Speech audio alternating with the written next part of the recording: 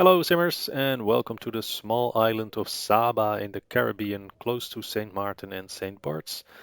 Part of the Airworthy Designs Princess of the Caribbean scenery part 2. And as you can see, it's a bit cloudy. We're in the cloud shadow right now, but we are at the airfield of Saba with the TorqueSim Norman B-2 Islander, an add-on that was released last week, late April, by the X Aviation publisher.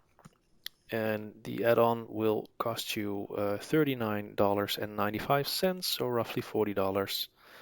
And for that money, you get this beautiful 3D model with lots of detail on it and some system complexity.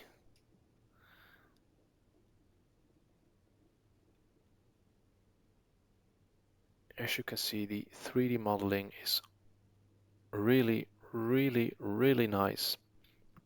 Now, the Norman Islander is a short range, well, basically, this thing is best suited for like bush flying, island hopping. As you can see in the back, there's room for, I think it's roughly 8 passengers. We can check that. If you move your mouse to the left-hand side of the screen, you get this little red box with the 3 white stripes. Click it, then click on aircraft, and you get the user interface to set the load of the airplane. And there are 2 pilots and 2, 4, 6, 8 passengers that can be placed in here. There's also the opportunity to set chocks, cones, pitot covers and inlet covers on the exterior. So let's take a quick look at that. Chocks, inlet covers, and there's the pitot cover and the cones. So let's get rid of them again, at least for the inlet and the pitot covers and the cones. Because what we want to do is start the airplane, take off, make a short flight to St. Barts and do the landing there, where you just have to fly really low over the ridge and then nosedive towards the runway to make your landing. That's what's in store for us today, to get a closer look at what the airplane is like to operate. Now, what's quite important to know is that the airplane ships with quite a detailed manual. If you go to your X-Plane main folder, aircraft subfolder, then X Aviation, TorqueSim BN-2 Islander, and then there's a manual. Open that manual and you get a 25-page little ebook with some technical specifications about the airplane. There's some performance data in there. As you can see, the cruising range is 840 miles. If you use 59% of power at 13,000 feet. The landing distance, the landing roll is roughly 960, between 450 and 960 feet. Takeoff run 560 and over 50 feet obstacle 1090. So basically, as long as your runway is between say 600 and 1100 feet, you should be all right with this airplane. Section 2 contains a description of the various systems, where they are positioned, what they mean, what they have in store, and how they are to be used. And then there's section 3 with the normal procedures, pre-flight checks, walk-around instructions, pre-start checklist, starting procedure, after starting procedure, taxi, pre-takeoff checklist, takeoff procedure, how to handle the airplane in flight, pre-landing checklist, final approach, and landing, after landing, engine shutdown and after shutdown checklists. It's all included in the manual. I have read it through, so this is not a video on how to use it exactly by the book. It's not a tutorial in that respect, it's just a first impressions video. So what we're just going to do is start up the airplane and start our flight. So let's switch the batteries to on and always move the external supply to on. Engage the beacon light.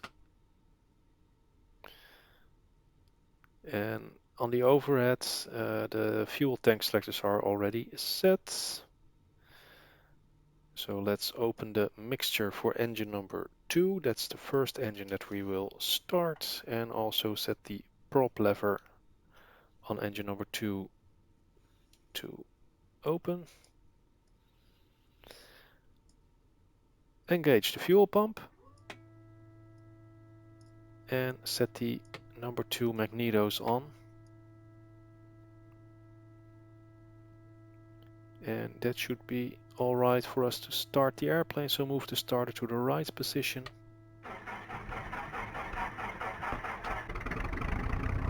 That's number 1, or engine number 2 started. And engage a little bit of throttle. And let's repeat the same drill for engine number 1. So mixture fully open, prop fully open, little bit of throttle.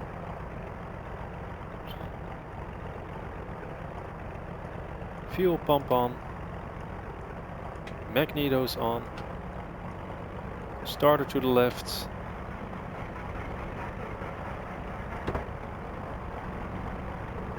And now that one is rolling as well. Now we can switch on the avionics and set the generators to the buses. Nav lights go on, Pyto stall warning heaters go on.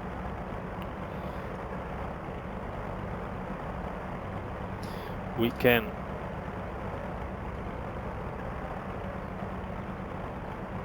switch on the transponder.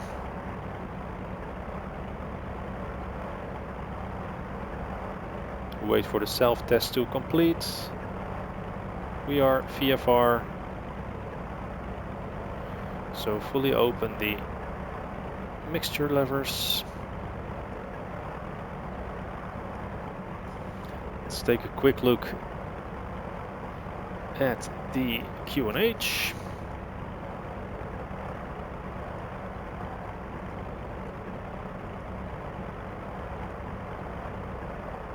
Which is 2992. That is already set, so this is good. We can then switch on the landing lights, passenger notice.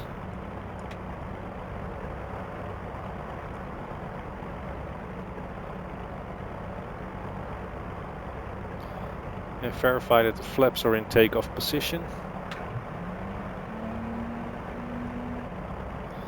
Now we can visually see that the flaps are lowered, so let's short flight control check. Left, right, neutral, down, up. Freedom of movement on the yoke, and for the rudder, left and right. Also freedom of movement. So let's release the parking brake and start our flight towards St Barts.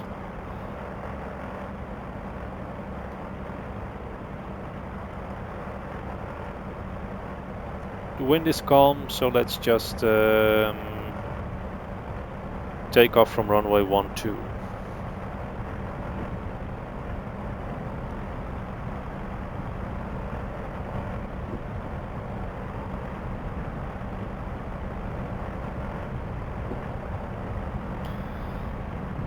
The airfield in Saba is a very small runway that is well, on both sides. The end of the runway is also the end of the cliff, so there is not much margin for error in this little airfield, both on takeoff and landing, that is.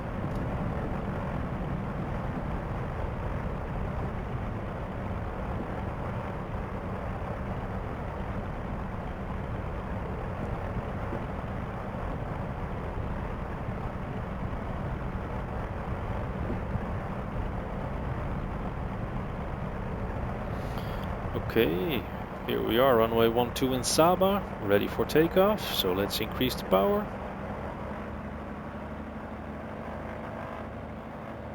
Okay, full power. Because the runway is very short and there's a cliff and nothing but ocean at the end of the runway, I want to be at full power before I release the brakes. Here we go.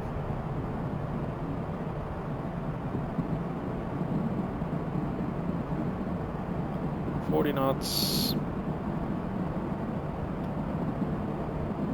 And let's rotate. Here we go. Now we don't have to retract the landing gear because it's non-retractable. Let's just keep a steady rate of climb.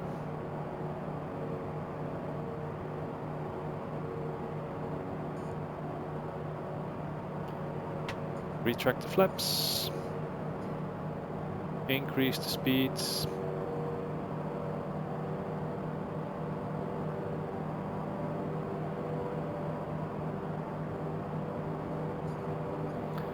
And now it's a shallow left-hand turn.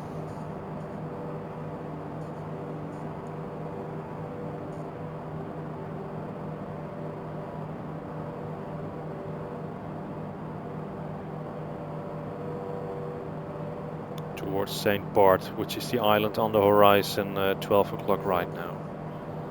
So let's level off and keep flying in that direction.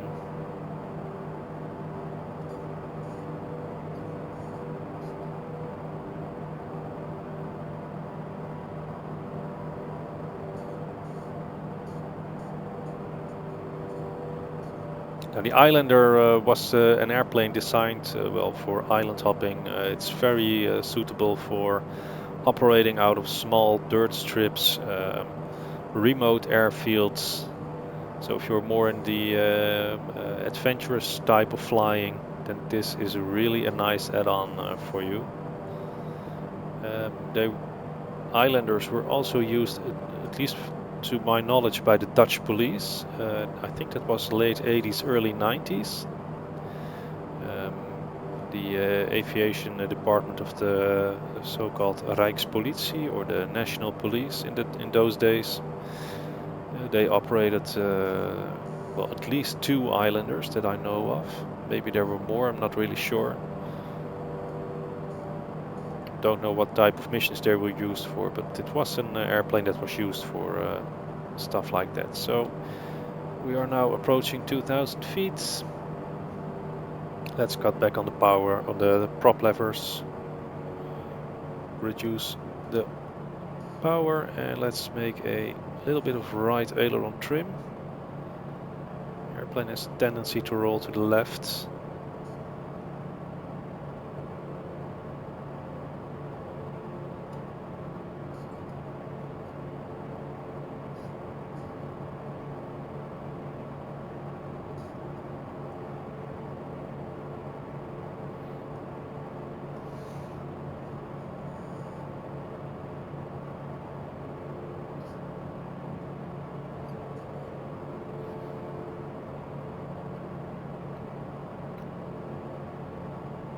Now we are approaching 2,000 feet.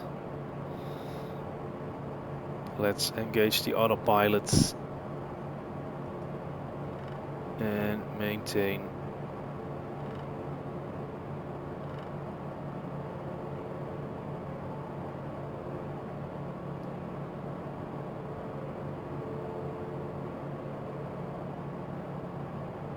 (2,500 feet).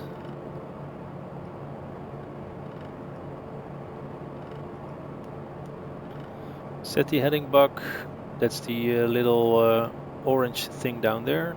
You can move it with this knob on the lower right hand side of the HSI. Put it in there and select the heading mode for the autopilot.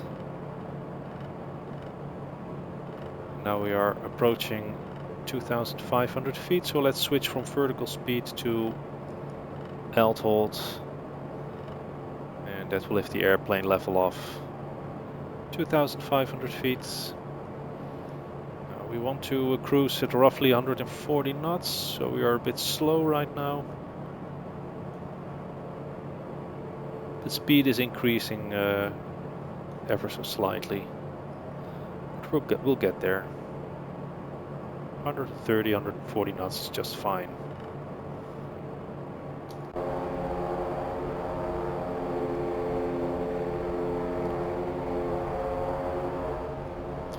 Well, there is an F-mod sound system with this airplane.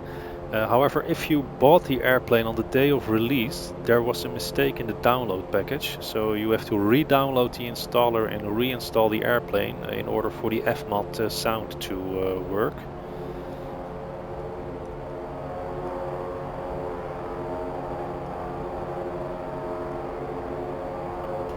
Let's make some screenshots.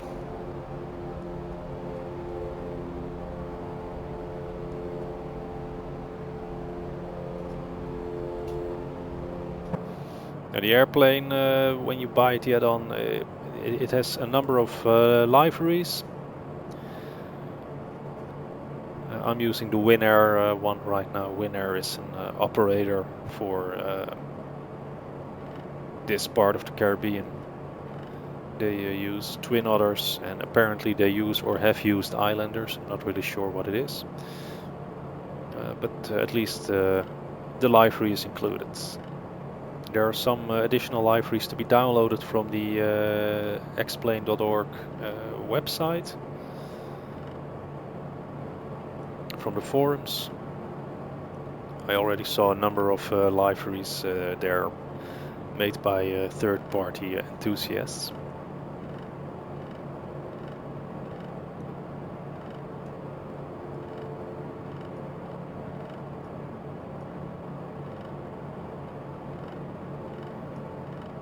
Well, St Barts is already at our 12 o'clock. The airport is basically here somewhere in the middle. You have this cruise ship in the scenery. What I tend to use, I use this as a navigation marker. I mean, it's not very realistic because in real life the cruise ship won't be there. But in the scenery it's actually quite a nice visual marker.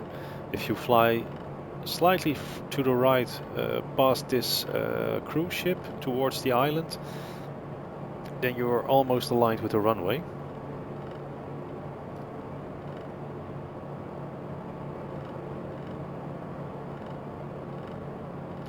That cracking sound that you hear, that's the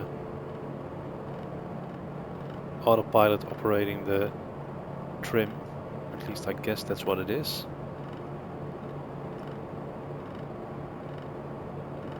Now there's no auto throttle in this airplane, so all engine management, all power management has to be done manual. Let's descend to 2000 feet, so you dial this one down to 2000 feet. Select vertical speed and then press down to set your rate of descent. Let's do this at 500 feet per minute. Now I have to manually close the power levers in order for the speed to stay roughly where it is.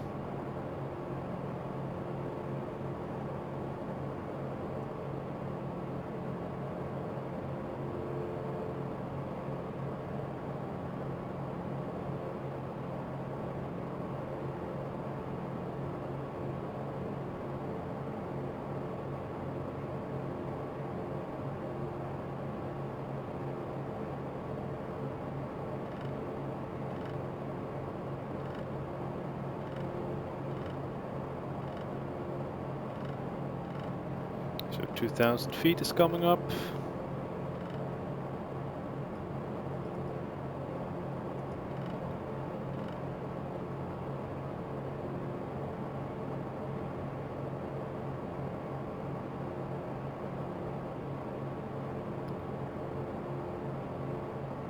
And let's press altitude halt again, increase the power.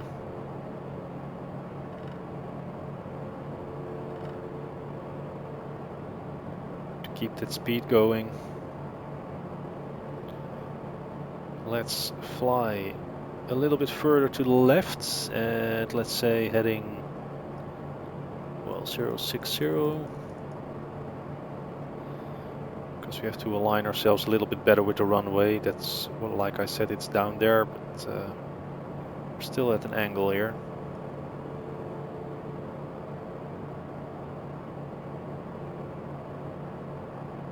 Let's descend further to 1500 feet.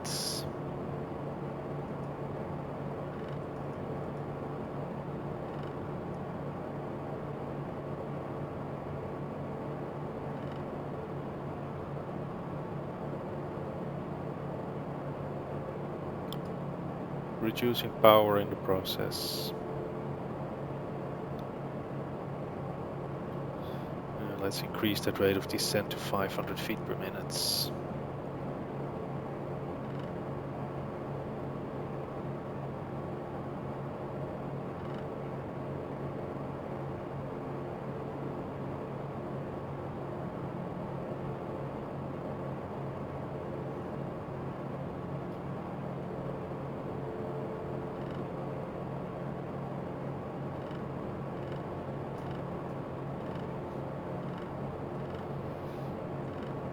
And let's continue our descent to 1000 feet.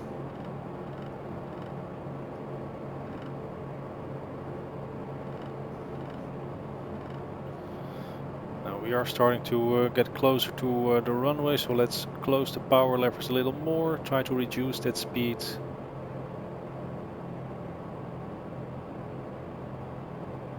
There we go. Nice and easy.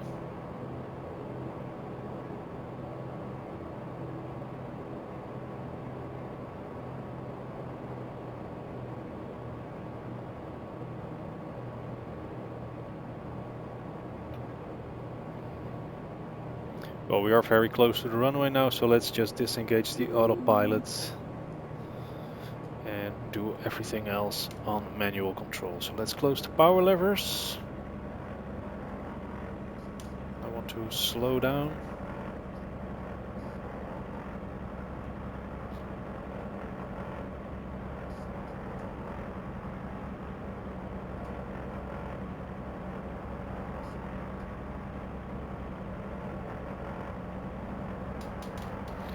Here we are, 100 knots.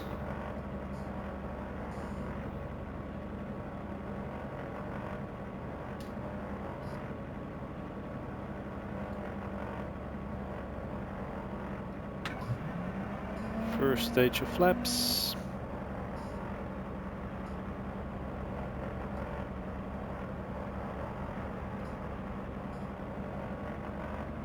Increase some power. Let's not descend too much. Set landing flaps. Now that gives a lot of drag to the airplane. So let's... Oh, here we are. There's the runway.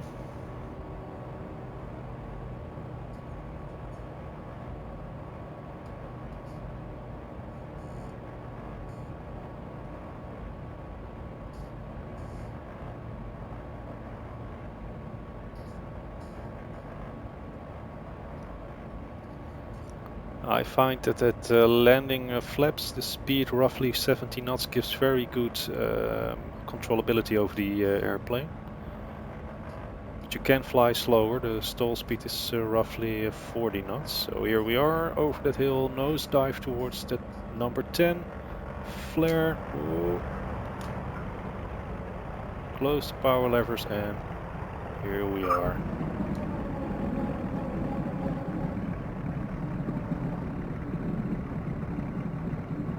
And let's just roll out to the ends.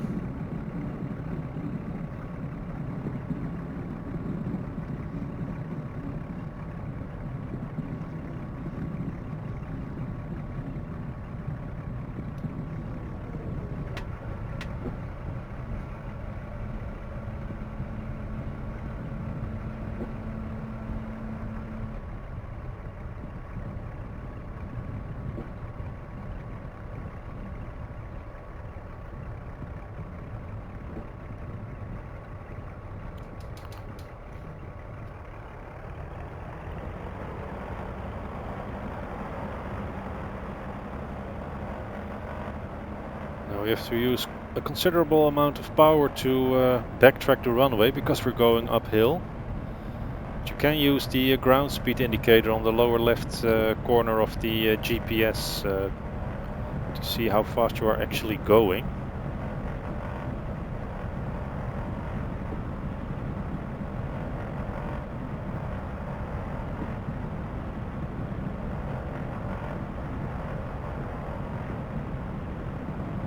Yet somehow this part of the scenery is very demanding of my system. Don't get too much of a smooth performance in here. Don't know why that is. Because it's mainly water around here. And usually around water I get quite a decent performance.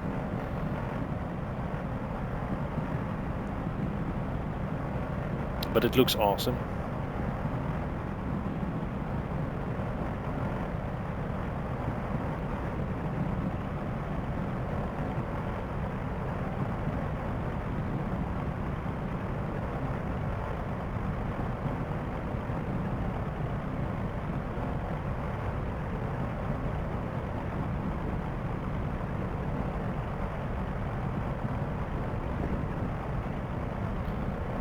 Set in a little bit of braking, 10 knots. That's good for this left-hand turn, and then increase power because this is quite a steep hill.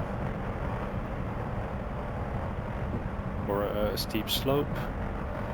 Here we go.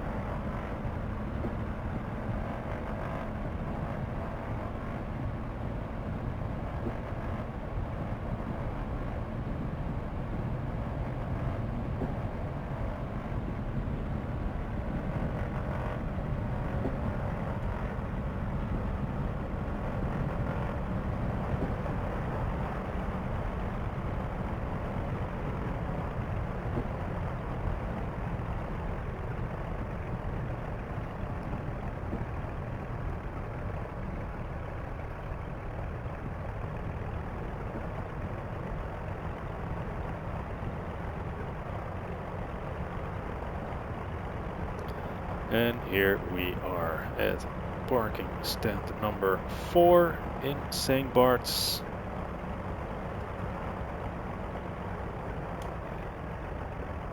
Close the power, set the brakes. Set the parking brakes.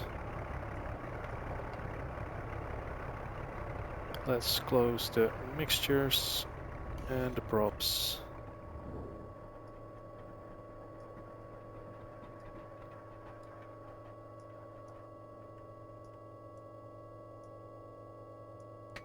Fuel pumps can be switched off.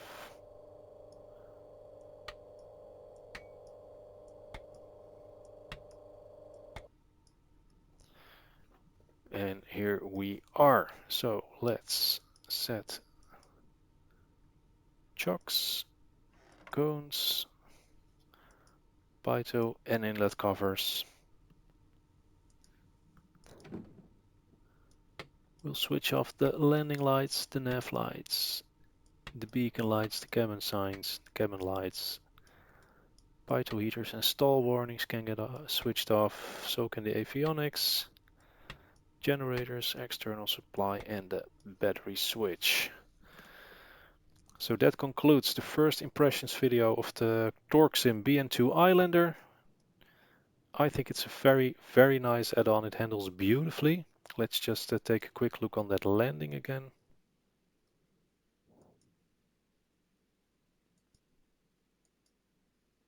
There we go.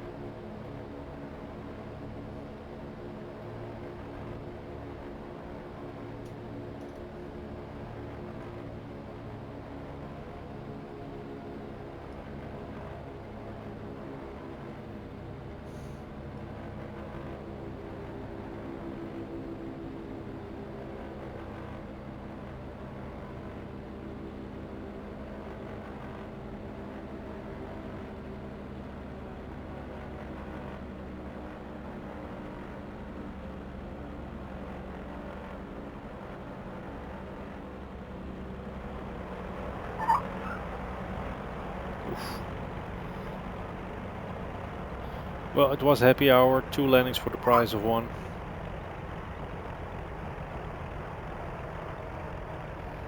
But at least we can use the airplane and the runway again. So in that respect it was a good landing, but I've had better landings in this airfield. That was quite a big bounce. But anyway, that comes down to my flying skills and not necessarily the quality of this add-on, which is excellent. I can really recommend it wholeheartedly. If you're into island hopping, bush flying, stuff like that, this is really a nice add-on for you. You can buy it without hesitation.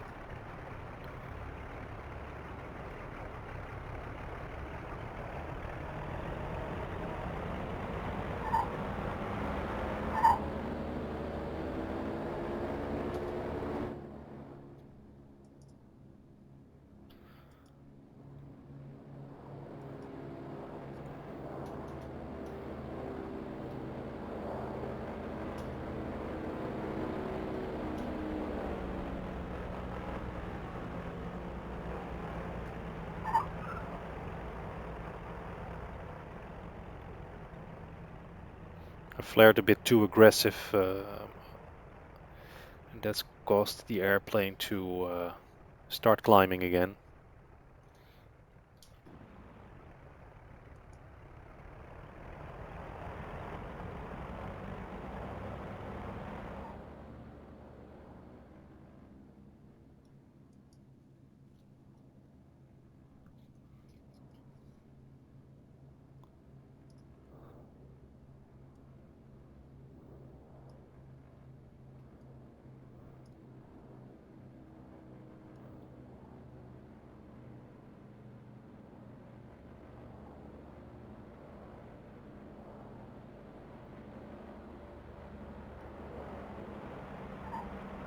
Basically, I flared too late and too aggressive.